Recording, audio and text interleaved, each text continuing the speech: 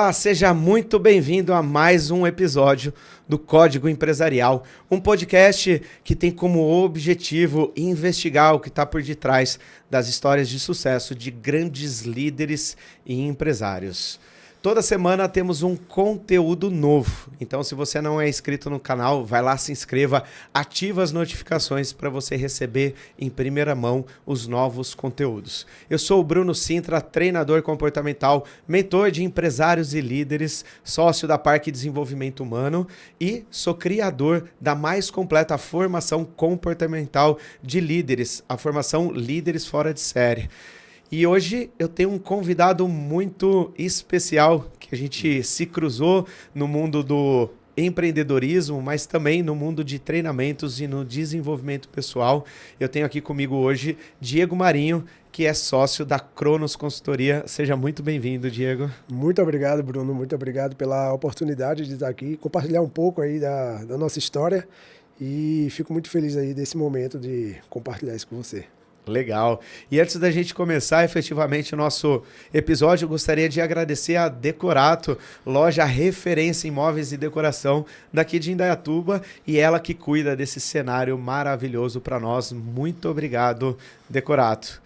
Diego, quem é você? Quem é a Cronos? Conta um pouquinho pra gente. Vamos lá, né? Diego Marinho é um pernambucano de 40 anos, e nascido e criado dentro do mundo automobilístico. Em 2019 resolvi empreender, saí da empresa que eu trabalhava e montei uma escola de treinamentos. Acabei falindo em 6 meses, porque não tinha aí a pegada ainda de empreendedorismo, não tinha o conceito de negócio. E acabou que o mundo da consultoria entrou na minha vida, né, em 2019, um mês antes da pandemia, para ser mais exato. Comecei o meu primeiro cliente um mês antes da pandemia, e de lá para cá a gente vem aí construindo muitos bons negócios, muitas boas movimentações dentro do mercado, muito focado no que a gente trabalha, que são metodologias de pensamento Lean, né? Então WCM, TPM, Lean Manufacturing, ferramentas que fazem com que a indústria tenha mais resultados, desenvolvam pessoas, criem ecossistemas de excelência. Legal. Consultoria é um termo bastante abrangente e você falou pra gente aqui uma sopa de letrinhas, que para você é a coisa mais simples do mundo, mas ali do outro lado tem pessoas que trabalham na indústria, mas tem empresários de outros segmentos, de varejo, de serviço.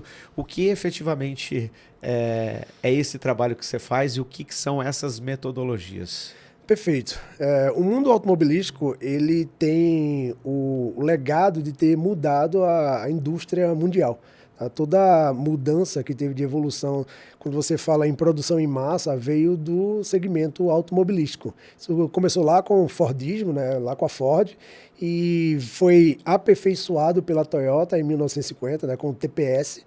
E o foco muito é eliminar desperdícios dentro do processo. Então a gente tem uma base de conhecimento metodológico que a gente foca em resolver problemas e não em melhorar. Então as pessoas falam, você precisa melhorar, mas muitas vezes a gente olha, você está vendo onde que você está perdendo? Então o conceito do trabalho da Cronos é enxergar dentro das empresas onde elas perdem dinheiro. Então a gente vai perder muitas vezes numa liderança mal preparada, a gente vai perder dinheiro em absenteísmo, em quebra de máquina, em movimentação de materiais. Então você tem um leque aí de mais de 90 vozes para atacar as perdas e desperdícios que tem dentro do processo. E aí existem essas metodologias. Lean, que é enxuto, né? Se você traduz para o inglês, é manufatura enxuta, Lean Manufacturing. Tem o WCM, que é a metodologia que a Cronos mais usa, que é uma metodologia criada dentro do grupo Fiat, que é onde eu trabalhei, então, que é o World Class Manufacturing, manufatura de classe mundial. E tem o TPM também, que é outra metodologia, que foi criada dentro de outra empresa, e também foca muito em desenvolvimento de pessoas e eliminação de desperdícios em equipamentos. Legal. Não lembro qual livro que eu li que conta uma história sobre os engenheiros americanos da indústria automobilística, que eles tinham um martelo de borracha para fazer o alinhamento das portas. Você conhece essa história? Eu já ouvi falar. E que aí eles fazem, eles reúnem esses engenheiros e vão até o Japão visitar uma fábrica japonesa também automobilística para entender como que eles faziam o processo de encaixar a porta. Porque lá nos Estados Unidos, pelo que eu me lembro, eles colocavam a porta, mas o encaixe não era perfeito. E aí eles precisavam de um martelo de borracha para ficar batendo Isso. e alinhando. É real essa história? Eu já li também, eu já soube sobre essa história. Se é real ou não é, eu não sei. Mas ela defende uma realidade dentro da indústria automobilística, que é você ter o tempo exato para cada atividade.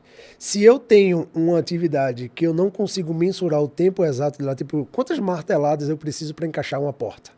Então, às vezes, eu vou ter um colaborador que consegue encaixar uma porta com 3 marteladas, eu vou ter outro que vai fazer com 10 marteladas. Aí a gente vai lá no Japão e o Japão faz. Quem disse que precisa de martelo? Então, aí faz seu martelo e você consegue criar um padrão e você ali tem um posto de trabalho padronizado com tempo-ciclo exato. Esse é o grande conceito que essa mensagem tem que passar. Legal. Então eles montam como se fosse uma excursão para o Japão, vão visitar a fábrica, passeando lá, e aí eles... Tem algumas histórias como essas aí, eu não sei quais são verdadeiras ou não, mas... E aí os engenheiros americanos para os engenheiros japoneses. Mas cadê o martelo de vocês, né? E eles perguntam, mas para que martelo? Não, para encaixar a porta. E aí eles falam, não, a gente já construiu algo extremamente funcional e perfeito que não tem a necessidade, né? E o próprio japonês não conseguia entender essa forma do americano de fazer e depois ter vários retrabalhos para conseguir chegar na excelência. Exatamente. Né? É o que a gente chama de desperdício invisível.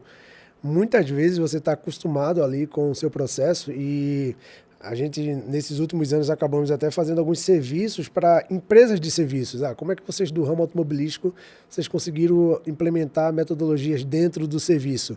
Muito baseado porque todo local onde que existe fluxo de informação e fluxo de produto, de ferramenta, de qualquer coisa, existe desperdício e existe a oportunidade de melhorar. Então, se a gente for pegar o exemplo clássico do setup, né, do carro de Fórmula 1, acho que todo mundo já viu esse vídeo, né, que em 1970 e alguma coisa, o pessoal passava 3 minutos para trocar as rodas do carro e há poucos anos atrás bateram o recorde com 1,5 segundos.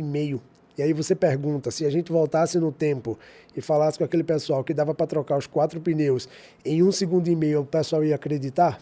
Ninguém ia acreditar, né? Então, o conceito de olhar para o desperdício, ele nos entrega esse tipo de resultado. Porque quando você está focando em melhorar apenas, é igual a gente estava conversando aqui há pouco, né? De performance, de corrida, de melhorar a nossa saúde. Muitas vezes a gente fica, será que eu estou olhando para o que eu preciso melhorar? Ou eu preciso realmente olhar para onde eu estou errando? Esse é o conceito das metodologias Lean, é olhar para onde está errando. Legal. Bom, acho que tem muitas coisas para a gente discutir em cima disso, mas eu já queria trazer um insight para o pequeno, para o médio empresário, mas isso vale para grandes empresas, que muitas vezes o foco dele está em vender. Aí imagina que a empresa dele na última linha ali sobra 10%. Então, se ele fatura 100 mil no mês, sobra na última linha 10 mil. E muito do esforço dele está em vender mais. É isso aí. Agora, ele precisa vender 100 para sobrar 10. Mas se ele tiver um olhar focado em redução de custo, melhorar a gestão, fazer melhor a compra, evitar retrabalhos, qualquer R$1 evitado, ele é 100% diretamente no caixa. Exatamente. É essa a conta? Essa é a conta, porque nós como empresários, a primeira coisa que a gente quer é faturar. Né? Então a gente quer faturar e depois a gente quer lucrar. Né? O sonho sempre é lucrar, obviamente, mas se eu aumento o faturamento, aumento o meu lucro, mas isso não é a realidade, que acontece muitas vezes. Tá? Então, dentro de todos os processos, dentro de uma empresa, existe muito desperdícios. Porém, existem aquelas dores que são fáceis de a gente enxergar. Então, se eu estou dentro da indústria, é mais fácil eu ver absenteísmo, eu ver custo de produto, isso é tudo muito fácil de ver, porque eu compro aquilo ali, eu pago por aquilo. Então, fica fácil para a gente atacar. Então, você tem um contexto onde que, tanto empresa de serviços quanto indústria, todo mundo olha para o óbvio. E ali, aquele óbvio, muitas vezes, é 1% da quantidade de perdas que você tem dentro do processo. Então, por exemplo, como é que a gente mensura o impacto que um mau líder pode gerar para dentro da equipe. Isso é imensurável. Na verdade, isso é mensurável, porém, as empresas não mensuram. É mensurável, tá? Porque se você fizer um bom trabalho e você mostrar através de KPIs, você vai mostrar que o absenteísmo diminuiu, você vai mostrar que o turnover vai diminuir também, você vai mostrar que a produtividade daquele time vai melhorar, você vai mostrar que a cultura da fábrica vai melhorar, tudo isso só treinando uma pessoa, um líder. Só fazendo um líder excepcional. Mas quantos líderes, você que é um cara aí da parte de desenvolvimento de pessoas, quantos empresários têm esse conceito? Quase nenhum. Quase nenhum. Quase nenhum. Eu, pelo menos, eu falo no meu radar, zero. No meu radar, que eu vivo, é zero. Porque o pessoal me chama quando ele vai falar, sabe o impacto que é aquela situação, né? Todo mundo entende que um líder deve ser bem treinado. Todo mundo entende que eu tenho que ter um processo padronizado. Mas, muitas vezes, a gente não consegue enxergar os desperdícios na cadeia produtiva. E existe desperdício em todas as cadeias produtivas, em todos os níveis dela. As metodologias que a gente trabalha é basicamente para enxergar tudo isso e fazer com que eles entendam que eu não vou apenas atacar o cafezinho, apenas eu não vou ligar para o meu fornecedor e tentar sangrar ele para diminuir o preço. Cara, não vou focar só nisso. Eu vou olhar aqui para dentro da minha fábrica porque minha DRE está sendo afetada por causa da minha gestão e não só por causa do meu modelo de negócio. Tá? Então esse é um ponto. Agora, um exemplo simples. Um número excessivo de falta de alguns colaboradores numa empresa, numa indústria pequena. Dentro do seu portfólio, uma indústria pequena, ela fatura ali 1, 2, 3 milhões por mês, tá? Como que é feito esse cálculo? Porque eu estou muito dentro dessas indústrias e a gente trabalha muito isso a nível de comportamento. A gente trabalha com liderança, a gente tenta entender o porquê que ele está faltando, Perfeito. A gente olha muito para o ambiente. Mas como que é o cálculo prático para saber o tamanho de um desperdício ou de um prejuízo no que a gente fala No absenteísmo. do absenteísmo? Perfeito. Existem alguns pontos que são primordiais para você atacar esse tipo de perda, né? Como é que eu mensuro o absenteísmo? Eu vou colocar ali a quantidade de dias faltados, eu coloco o preço daquele operador, daquele colaborador, e eu faço um cálculo e digo, perdi X milhões, X mil por ano com o absenteísmo. Porém, o absenteísmo, ele não é uma perda causal, ele é uma perda resultante. Essa é a grande diferença do negócio. A gente ataca as perdas. Quando eu falo. A gente não, né? A Cronos não faz isso, a Cronos vai na causal. Mas, assim, praticamente todos os empresários, no início, vai atacar na resultante, que é o absenteísmo. Então, por que o colaborador faltou? Aí você faz aquele cálculo ali, entende que o colaborador faltou e você vai atacar aquilo ali. Porém, por trás daquilo ali, existem vários cálculos que devem ser feitos.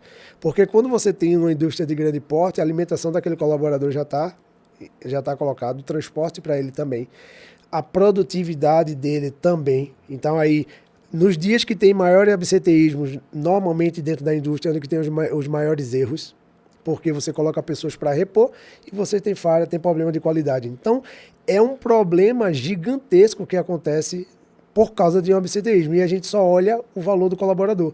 Mas a gente não olha os problemas de qualidade que foram gerados naqueles dias. A gente não olha o tempo de hora máquina que ficou parada por causa daquele colaborador. E quanto menor a empresa, pior.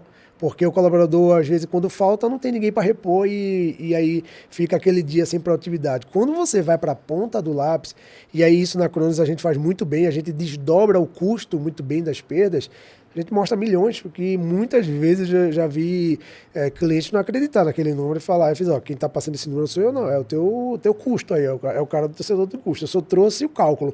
Ele pegou, eu trouxe o número e o cálculo. Ele fez aí, colocou as tarifas e a gente descobriu quanto que você está perdendo. Então, normalmente quando a gente começa um projeto, falando de absenteísmo, eu digo, só de absenteísmo a gente vai salvar teus X milhões, já está certo. A gente já sabe quanto que vai conseguir atacar, obviamente, se der certo. Né? Não é certo que vai dar certo. Porém, está ali e está claro quanto que ele pode ganhar com aquilo ali. Legal. Eu trabalhei numa indústria aqui em Indaiatuba, que eles fabricam peça, e a gerente de produção ela estava com uma dificuldade muito grande porque a política da empresa era contratar pessoas com o piso. E ela estava sofrendo muito porque atraía pessoas de baixa qualidade E pouco tempo depois essas pessoas saíam porque conseguiam um emprego melhor. E ela não conseguia justificar para a empresa que ela precisava contratar pessoas mais bem qualificadas, pagar muito mais. Uhum. E a gente conversando, logicamente eu não tenho essa técnica e o conhecimento dessa metodologia, mas um caminho que eu segui com ela era pegar um colaborador experiente, o quanto que ele produzia em 1 hora. Perfeito. E o quanto que um colaborador inexperiente contribuía. Perfeito. E era de 3 a 4 vezes a diferença entre Perfeito. um e o outro. E aí ela fez esse cálculo e também fez o cálculo de os custos de admissão e os custos de demissão. Quer dizer, a empresa estava querendo economizar, mas no final das contas ela estava gastando muito mais. E lá a conta que ela fez, se ela trouxesse alguém que ganhasse o dobro, mas que fosse qualificado e produzisse bem, sairia mais barato para a empresa. Perfeito. Esse cálculo, o raciocínio que você teve foi correto, né? Nas metodologias, quando a gente chama de variação, a gente chama isso de Murá. Murá é uma palavra japonês, tá? Tem muitos siglas japonês e inglês, tá? Dentro desse mundo. E ela fala sobre variação. Colaboradores que fazem o mesmo posto com velocidades diferentes. Isso é chamado variação do processo. Você não consegue ter uma produção estável se você tem essa variação. Então, basicamente, isso existe um método. Mas o que é interessante nesse ponto é o quanto que a gente gasta em não contratar a pessoa certa, né? Quando você fala ali, eu vou pagar o piso, né? Mas muitas vezes você fala, por que tu não aumenta o piso e traz colaboradores melhores? Mas é garantido que eu pagando mais eu vou ter colaboradores melhores? Eu trabalho muito, dentro da Cronos, eu trabalho muito no conceito da meritocracia. Todos têm o mesmo, não o mesmo piso, mas o mesmo valor por hora, ou valor para o cliente, o que a gente faz o cálculo lá. Porém, a meritocracia faz cada um ganhar o seu dinheiro lá na Cronos. Então, o que é legal é isso. Porque quando a pessoa é muito boa, e eu tenho alguns consultores que são acima da média, esses com certeza são os consultores que mais ganham, os consultores que eu vou reter, os consultores que eu realmente eu me preocupo em dar uma vida boa para eles de forma financeira. E eu subo a régua da empresa para os outros também subir. Então isso é legal. Então, nos últimos 2 anos, principalmente, Bruno, eu me preocupei muito isso de tipo, cara, se quer fazer um negócio, chama um profissional e faz bem feito. Para fazer minha boca é melhor. O retrabalho é um dos desperdícios que existem em qualquer negócio. No meu tem, no seu tem. Quantas vezes a gente precisou falar a mesma coisa 2 vezes com uma pessoa que tu já ensinou aquilo ali? Imagina que tu tá atendendo um cliente, tu já falou para fazer aquilo ali, depois de 1 mês tu volta lá e ele não tá fazendo ainda, e você repete porque ele não lembra mais, porque ele passou pela curva de esquecimento. Então a gente vai criando situações para tentar eliminar isso, que é o retrabalho. A gente também tem retrabalho. Tu anota o gasto que tu tem com o retrabalho, pelo menos aqui na Cronos eu não faço isso não. Essa aqui eu posso chamar de espeto de pau, né? Que o pessoal falando é Carlos Ferreira espeto de pau. Eu não vou olhar, porque eu tenho retrabalho também. Então, mas o que é que eu faço? Como eu sou um cara muito de processo e de método, eu digo, é a última vez que eu vou fazer retrabalho. Então, retrabalho aqui na Cronos eu só faço 1 vez. 2 vezes pelo mesmo motivo eu não faço. Porque eu já vou tentar atacar. Eu digo, por que aconteceu isso? Chamo todo mundo, desenvolvo alguma ferramenta, alguma abordagem. Vamos eliminar isso aí, porque eu não posso ficar saindo de casa para resolver retrabalho. Eu estou agora indo para uma postura de CEO dentro da empresa. Então, eu posso fazer o operacional estratégico. Pronto, isso aqui para mim é operacional estratégico. Eu estou na operação, eu estou dando o meu tempo aqui, mas é estratégico. Estou aqui batendo um papo com você, eu estou participando de uma nova audiência. Então, esse é o papel, para mim, do dono da empresa. É fazer o operacional estratégico. Operacional de retrabalho, eu pelo menos eu não admito. Infelizmente, muitos pequenos empresários, eles morrem fazendo retrabalho. Entendi. Uma outra coisa que eu vejo bastante, e aí eu gostaria que você trouxesse seu olhar.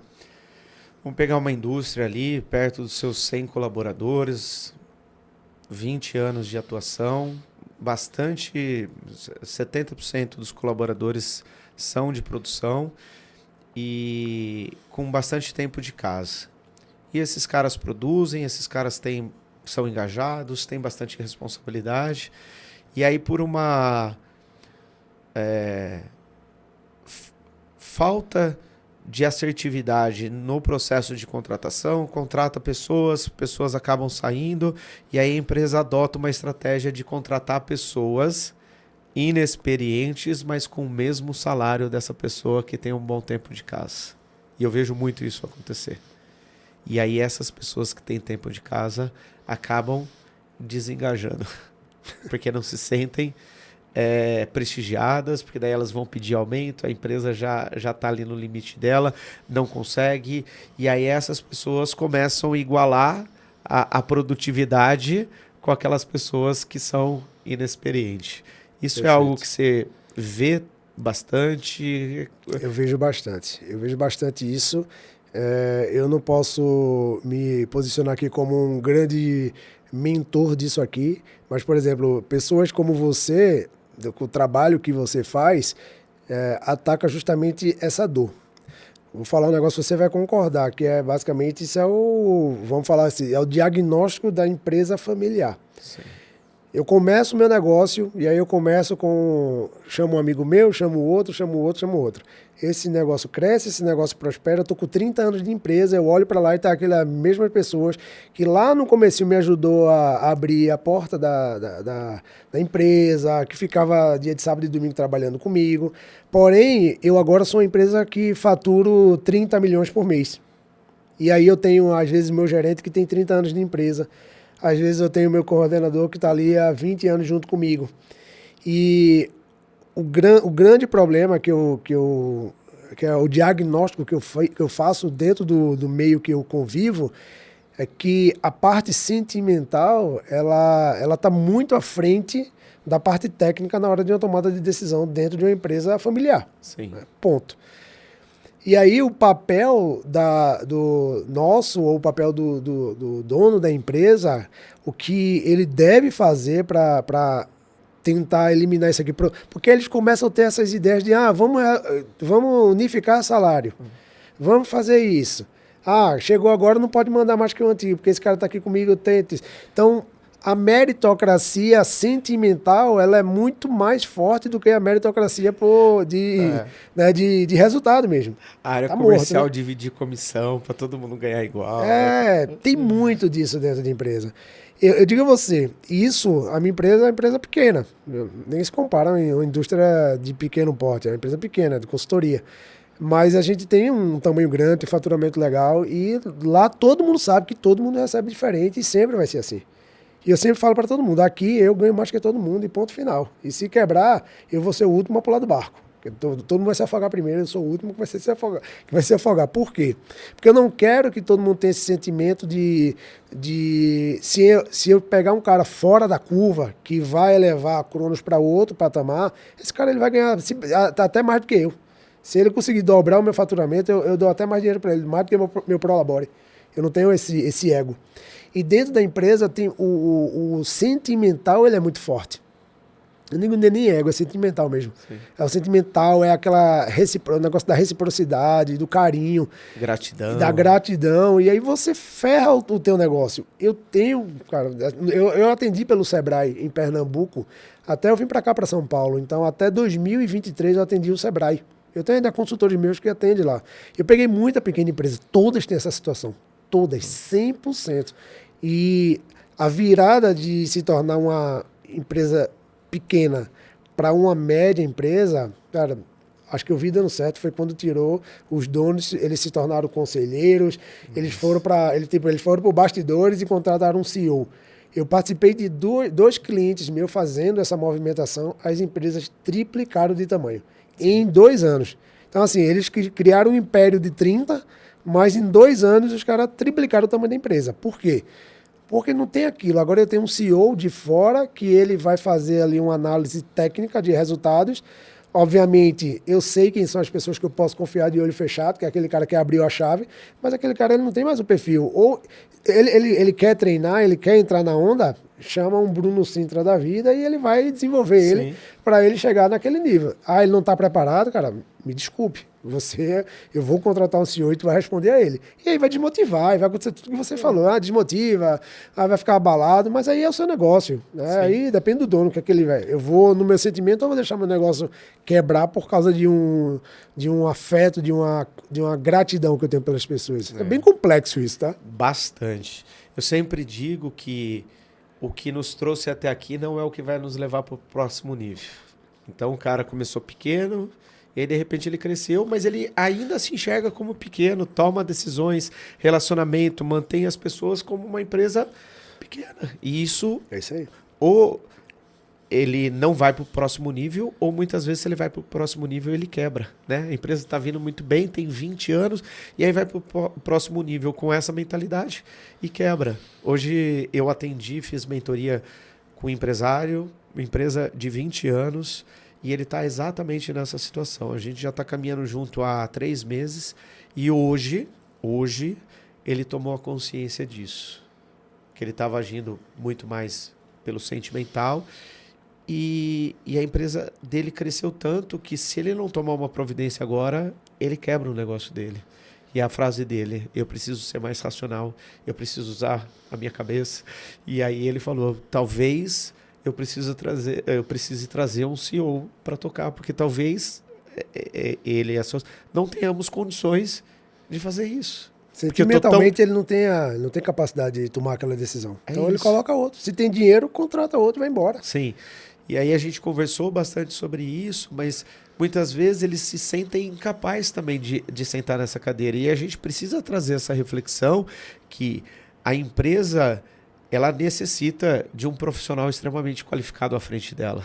E o empresário, por ser dono, não necessariamente é a pessoa qualificada para isso. Ou ele tem que se desenvolver para isso, ou ele precisa atrair pessoas capacitadas. E a grande maioria não consegue diferenciar o que é ser sócio, o que é ter função operacional, ou estar no conselho, ou fazer os 3, mas são responsabilidades e papéis totalmente diferentes, né? Esse realmente é um desafio, essa virada de chave, mas muitas vezes o que esses profissionais, esses donos de empresa, cara, o que é o dono de empresa? Quem é o dono de empresa? É um corajoso. Eu sempre falo, eu digo, cara, dono de empresa é o corajoso que contratou pessoas inteligentes para trabalhar com eles. Então, tipo, hoje as pessoas inteligentes, elas trabalham para os corajosos. Então, o corajoso é o cara que meteu a cara, é o cara que abriu o CNPJ, é o cara que está ali calculando tudo. Mas ele é um cara totalmente despreparado. Eu falo disso porque, como empreendedor, cara, eu aprendo todo dia, velho. Todo dia. Eu converso com alguém que está empreendendo, ele vai falando, eu digo, putz, nunca olhei isso. Nem sabia disso. Normal, é normal isso. E cara que é da indústria, ele não tem esse perfil que nós temos. A gente que é de serviço, a gente está muito alinhado a network, a conhecer pessoas, a interagir. Acaba que a gente vai aprendendo por osmose mesmo. A gente está vivendo os ambientes ali e a gente está aprendendo. O cara que é de indústria, ele quer cliente. Então ele interage com o cliente dele. Ele é uma fornecedora de automobilística, eu estou fornecendo para Hyundai, estou fornecendo para Toyota. Acabou, o contato dele é Toyota e Hyundai, e ele vive aquele mundo ali durante anos. Ele não compartilha nada. E aí chega alguém de fora e fala, tu sabia que tu não está olhando para aquilo ali? E aí, obviamente, que bom que existe isso, porque é demanda para nós, né? Que vendemos esse tipo de serviço. Porém, o que eu digo, o que eu falo muito é entender qual é a dor central que ele tem em relação a isso. E o empreendedor é isso, é simplesmente, cara, você deve conhecer vários donos de empresa multimilionários que têm um conhecimento muito baixo em várias coisas. Em dinheiro não, em negócio não. O negócio dele ninguém mexa, que ali ele é rei. Isso aí eu sempre falo, eu digo, não vou te ensinar como é que tu faz teu negócio não, que isso aí você já sabe. Eu vou fazer você ganhar mais dinheiro. Eu vou fazer você sobrar dinheiro. Na verdade, eu nem falo ganhar mais, eu digo sobrar. Sobrar mais. Então, a gente vai atacar desperdício. Porque te ensinar como é que tu faz o teu negócio eu não vou entrar nisso aí, porque aí você vai bater de frente com uma coisa que... aí é o ego da pessoa, né? Sim. Se você chegar aqui, você tem quantos anos? Tu tem quantos anos de mentoria, Diego? 16 anos. 16 anos. Pronto, eu chego agora. Comecei há 2 meses mentorando. Eu vou dar... Eu posso até falar alguma coisa que você vai até escutar, mas você, peraí, pô, o cara... Tá, você entrou agora no ônibus e já quer me ensinar a fazer o meu negócio? Pode até ensinar, pode até achar alguma coisa melhor. Mas é muito disso. Então, se a gente olha a causa raiz do negócio, é porque o empreendedor, ele é só um empreendedor. Não existe, apesar que existe, né? Não existia no passado, mas existe escola hoje para empreendedor. Tem um Empretec do Sebrae, eu acho, né? Sim. Que é perfeito para o cara que vai começar. Você passa 7 dias ali dentro do Sebrae, faz o Empretec e você sai preparado para montar a empresa. Para mim, aquilo ali é fenomenal. Não conheço nada parecido com aquilo. 7 dias de imersão, Empretec, você sai com o seu negócio montado. Hoje deve ter algumas coisas parecidas ou pode ser até melhores. Porém, essa galera de 30 anos atrás tinha isso? Não. Tinha. Aí pega pessoas com 60, com 70 anos, pessoas que já estão pensando nos filhos, cuidando. O cara montou aquilo ali na raça. Sim. E todos os meus clientes que são de empresas familiares é o mesmo perfil. É o mesmo perfil. E uma coisa que a gente precisa desmistificar quando a gente chega para fazer qualquer trabalho não é desmerecer sobre o que eles fizeram. Pelo contrário, eles são extremamente bem-sucedidos. Mas muitas vezes o que eles construíram é muito além do que eles podiam imaginar lá atrás, quando que eles montaram a empresa. E aí eles se conformam com aquilo. E aí você chega lá e fala, não, opa... Aqui dá para sobrar mais, aqui dá para ser mais tranquilo, aqui dá para ter mais produtividade, as coisas podem ser mais leves. É nesse olhar, né? É melhorar também muito daquilo que funciona, aquele conceito. Tá deixando dinheiro na mesa, né? Abrir essa visão é o grande desafio, né? Acho que é o que a gente tem que é o que eu digo, é colocar o colírio nos olhos do cliente. E quais são as maiores dores, dificuldades que você sente nessas empresas que você prospecta, nessas empresas que hoje são seus clientes ou que já foram? Quais são as principais dores hoje das pequenas, médias indústrias? Então, é bem variado. Quando a gente fala de uma dor em comum que todos têm, são problemas de qualidade. Então, todo mundo sofre muito com problema de qualidade. Não da mal qualidade chegar no cliente, e sim o custo de manter a qualidade é muito caro. Então, contrata muita gente para fazer dupla checagem, embarque controlado, várias coisas para o problema não chegar no cliente. Isso é muito caro para dentro das empresas. Então, atacar a causa raiz do problema é isso aí que você resolve uma grana gigantesca. Eu tenho um cliente que é uma empresa gigantesca, é uma enterprise, e essa empresa ela tem produtos de altíssima qualidade, ela não tem quase nenhum problema com os produtos dele nos clientes, mas internamente eles gastavam milhões para manter a operação funcionando para que aquele produto saísse com a qualidade que sai. E a gente fez um trabalho lá de identificar o problema onde ele acontece e afastar ele do cliente, que isso é um conceito muito do Lean também.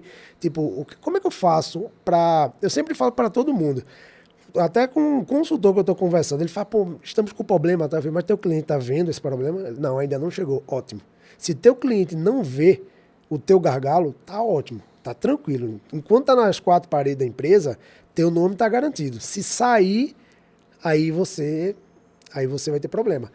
Então, a indústria é a mesma coisa. Eu falo, ó, cliente, quantas etapas falta para o produto chegar na mão do cliente? 50 etapas. E qual é a etapa que pega o problema? O cara, na 49, eu falo, meu amigo, aí você tá pedindo para morrer. Você espera passar 48 para na 49 você pegar o problema. E aí, qual é a chance de passar? Gigantesca. Então, o que é que a gente faz? Identifica onde os problemas acontecem. Acontece na 25. No máximo, tem que achar na 26, cara. 26 tem que ter a detecção. A detecção do problema tem que ser próximo da onde que ele acontece. Esse é o conceito básico que gera muito dinheiro dentro das indústrias. É tipo, ataca o problema onde ele acontece. É bonito de falar, mas é um pouco complexo de se fazer. Sim. Mas o conceito é simples.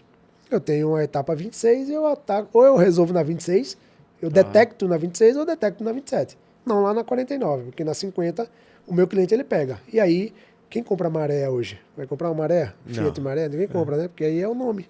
Aí tem o nome... E hoje a mídia...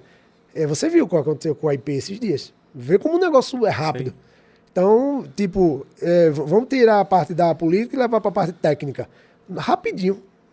Pode quebrar uma empresa. Cara, sim, hoje eu não estava tão antenado nisso, mas ouvi alguma coisa.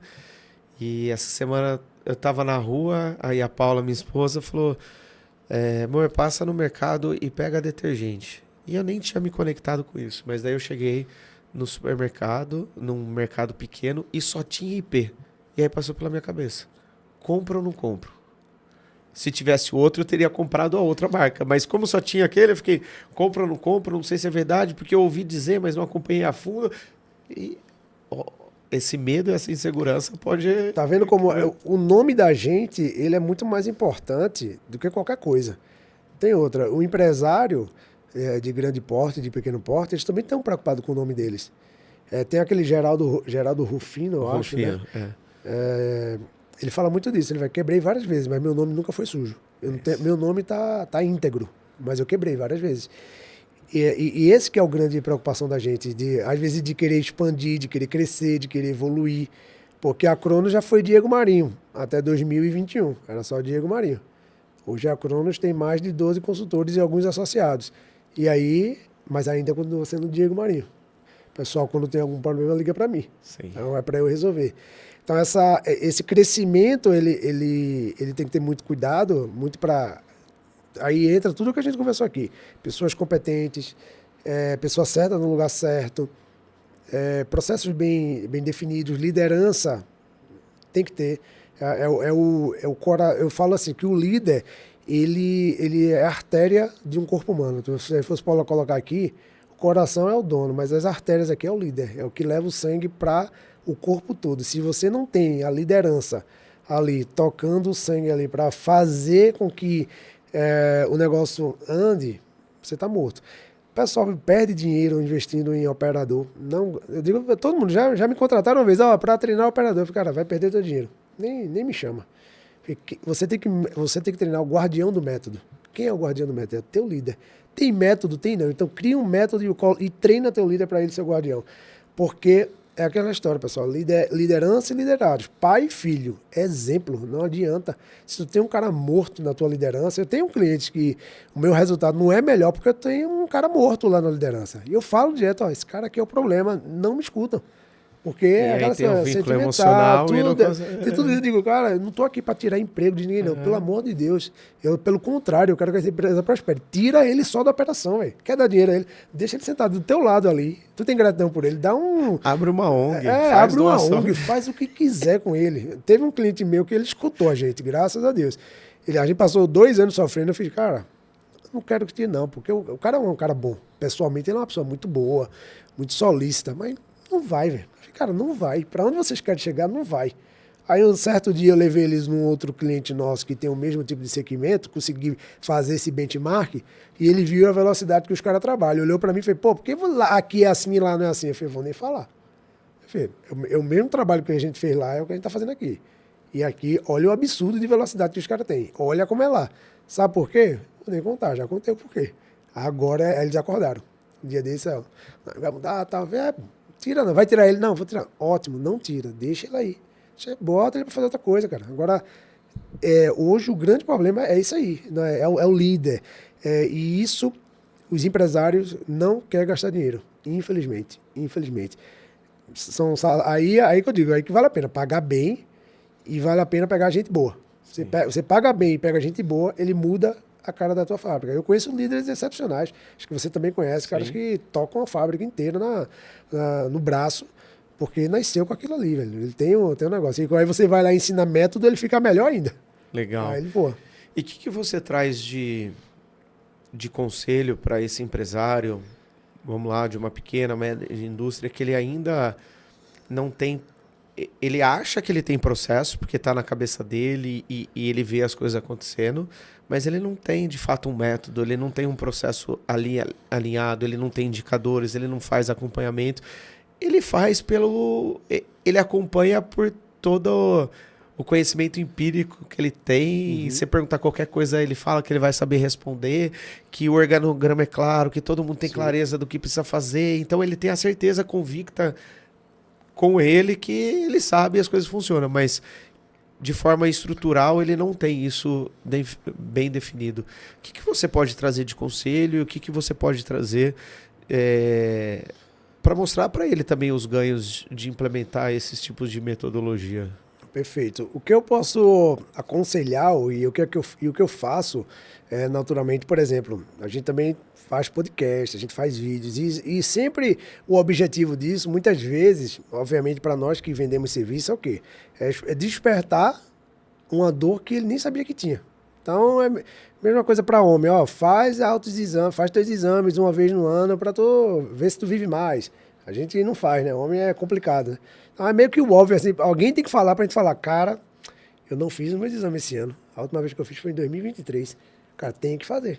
Aí o cara já sai com a pulguinha atrás da orelha. Não mudou ainda, mas ele sai. Então, o conselho que eu dou para esses empresários é que busquem entender como é que realmente a eficiência da sua empresa através de consultoria, mentoria, diagnóstico, o que for. Mas para despertar isso. Porque quando você está ganhando dinheiro é muito fácil. Está ganhando dinheiro, aí o cara faz, paguei juros, paguei tudo ali, o cara tá nem aí, tá ganhando dinheiro. Mas quando tá na baixa, a consultoria é assim, eu vivo isso. Quando eu tô lá na alta, o cara, pagou R$1.000 de juros, né? Tá tranquilo, pô, tá de boa. Aí quando tá na baixa, cara, pera aí, pô, eu não posso aceitar ficar pagando juros de cartão por esquecer de pagar. Não posso, tá entendendo? Mesma coisa é o empresário, muitas vezes ele tá ali, tá naquela média, tá crescendo, ele não vê. Então o conselho que eu dou é isso, abra as portas para ajuda, né, para tentar enxergar, não tô falando de contratar consultoria, vai vendo qual é o problema que você tem e ataca aquele problema. Agora, dá a oportunidade de alguém olhar para a tua empresa. Grupo de network é muito bom, porque você começa a abrir, falar dos seus problemas, ali é um ambiente seguro, e aí você leva as pessoas para lá e vamos conversando, eles vão começando a achar os problemas. Isso é legal também. Então, esse é o conselho que eu dou, abra as portas para poder ver, né? Dê o benefício da dúvida. Ninguém é tão bom quanto parece. Então, sempre tem alguém que pode contribuir e melhorar o teu negócio. Isso é fato. Então, o empresário que tem isso, ele está na frente, não tem outra. O empresário que tem essa visão, ele está na frente. A Cronos é uma empresa pequena, eu tenho 4 consultorias. Eu pago hoje 4 consultorias dentro da Cronos. Cada uma para olhar uma coisa. Por quê? Sim. Porque são melhores do que eu. Acabou. Eles são melhores do que eu no que eles estão propondo fazer. Então, as 4 consultorias eu pago. E pago uma bolada para as 4, mas todos estão fazendo um serviço bem legal. Ótimo. Cada uma está fazendo o seu papel. Eu não vou mexer com isso. Eu não vou perder meu tempo. Entendeu? Porque justamente eles vão analisar, eu estou pagando e eu quero resultado. Muito mais fácil. Muito melhor do que eu internamente chamar meu time e vamos resolver isso. Não vai resolver. Não vai resolver. Entendeu? Legal. A gente está chegando quase ao final e eu gostaria que você apresentasse de uma forma mais prática como que a Cronos pode ajudar. Então, quais são os tipos de empresas que vocês ajudam, como que vocês ajudam e qual que é o resultado final quando que vocês executam o trabalho de vocês? Perfeito. A Cronos, a gente tem um modelo de trabalho muito focado no chão de fábrica, no Gemba, em resolver problemas. Basicamente, a gente tem uma metodologia, essa metodologia ela tem início, meio e fim, e aí passa por toda a parte de desenvolvimento de pessoas, entrega de materiais, criação de conteúdo, criação de KPIs, definição de metas estratégicas, e aí a gente acompanha essa implementação junto com o cliente. Todo o nosso trabalho ele é mensurado através de KPIs reais dentro da empresa. E no final eu sempre falo, né, um jargão meu, eu digo, a gente se paga e se paga muito bem. Então, você que hoje que tem problemas de qualidade, você que tem problemas de absenteísmo, você que tem problemas de produtividade, a cultura da tua empresa não está forte, você que está com problema de entender quais são os desperdícios lá na DRE, lá no EBITDA, o negócio está ruim, é aí onde a gente ataca. E quando a gente fala enterprises, as empresas de grande porte, que a gente tem alguns clientes nesse modelo, é empresas que querem implementar metodologias. Então, eu quero implementar um WCM. Então, a gente é muito chamado para implementar WCM. Agora mesmo, a gente fechou um contrato com a multinacional alemã com 10 empresas. Então, eles querem a metodologia. Eles têm padrão, eles têm tem mais de 12 mil funcionários no mundo todo, mas eles querem método, eles querem cultura. Então, a Cronos, ela tem essa especialidade e hoje no Brasil, a Cronos é a maior em relação à WCM. A gente é a principal consultoria de WCM, né? Em poucos anos, a gente hoje já briga com consultorias de renome. Eu já entrei em várias competições com Éfeso, Deloitte, empresas de grande porte, tá? que já estão aí no mercado há mais de 20, 30 anos. E a gente já conseguiu pegar algumas empresas desse mercado. Mas como WCM hoje a gente é a principal referência porque foi da onde que a gente nasceu. Eu aprendi na Fiat, que foi lá onde que foi criada a metodologia, né? Então o nosso time é especialista nisso. A gente tem várias ferramentas para ajudar o cliente a alcançar esse resultado. E o resultado no final, o que é que ele ganha? Grana, dinheiro no bolso, cultura forte, tá? E um time sustentável, uma empresa sustentável. Ele ganha o que todo empresário quer: estabilidade. Legal. Estabilidade operacional. E né? ele se torna dependente de você depois, ou você cria um processo de aprendizado interno onde que ele consiga aplicar isso e seguir sozinho? Não, normalmente, como empresário, a gente tem vários upsells, né? Que a gente fala upsell, né? A gente tem várias oportunidades de eles continuarem contratando a gente para outros serviços, mas todos os nossos serviços existe o conceito do PDCA, é um ciclo. Certo. Ele fecha. Então, a maioria dos nossos clientes, eles fazem contrato com a gente de 1 ano, a grande maioria. Outros são serviços mais curtos, mas vou falar assim, 90% são serviços maiores. E aí, quando chega nesse último ano, a gente apresenta resultado mês a mês, né? Mas no 11º, eu sento com ele, mostro todos os resultados. A gente tem um documento padrão para isso. E é lá que eles definem se a gente vai ficar ou não. A gente tem um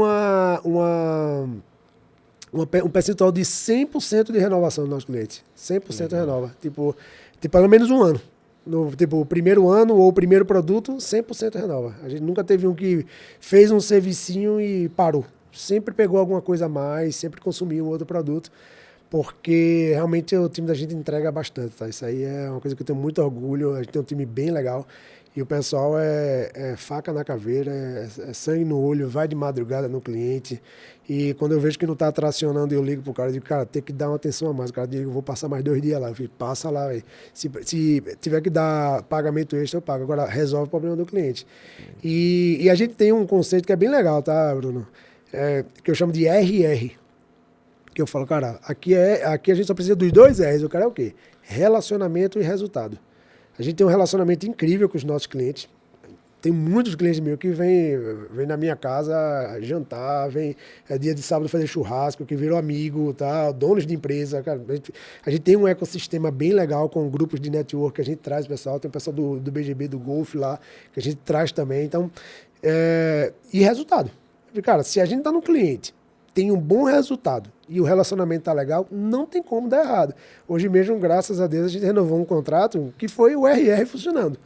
A gente tinha um bom relacionamento, o resultado não estava vindo. Consultou nos últimos 3 meses, deu o sprint lá e deu o resultado. Liguei para ele hoje e ele fez: Diego, tá terminando. Eu fiz: e aí, vamos renovar? Ele fez: bora fazer mais 12 meses. Eu fiz: show, mandei 10% de aumento, ele já ligou chorando. Eu fiz: vou aumentar a inflação aí. Ele falou: não sei se eu vou dar esses 10%, mas só ele renovar, cara, para mim tá fantástico. Então esse consultor mesmo, ele teve uma renovação mês passado, e aí a gente tem as milestones. Cada consultor meu que renova, eles ganham uma milestone, uma grana muito boa. Tá? Até melhor do que esse negócio que a gente ganha dentro das empresas, que o pessoal ganha no final do ano. 13º. Bonificação, 13º, muito melhor. É uma grana boa. Então, eles correm para isso. Eu gero isso dentro do time. Eu fiz: tem que renovar. E renovar com o outro R alto, relacionamento. Se ele renovar só por renovar, não ganha, não. Tem que renovar e eu tenho que sentir que o cara renovou porque tá lá na vibração. Então, a gente chama de milestone. Na Cronos eu tinha 20 milestones. A gente contratou uma consultoria, agora só tem 3.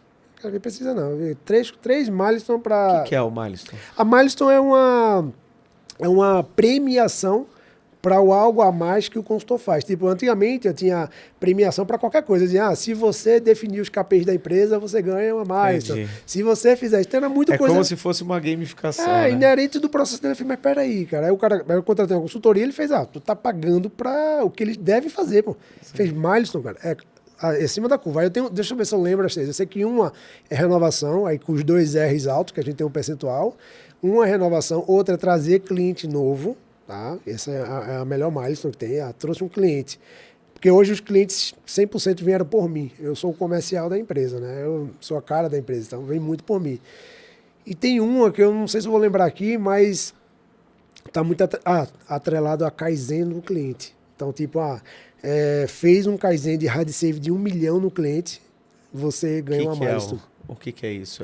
O hard save é o cliente ver o dinheiro. Então, tipo, ele fez o Kaizen, que é a melhoria, né? Desculpa, falei um bocado de termo agora. Eu até entendo, mas eu preciso trazer para a linguagem da nossa audiência. Kaizen, mas uma palavra japonesa, é uma palavra positiva, né? Diferente do Muri lá que eu falei, que é uma palavra negativa. O Kaizen é mudar para melhor, né? E muitas pessoas traduzem também como melhoria contínua.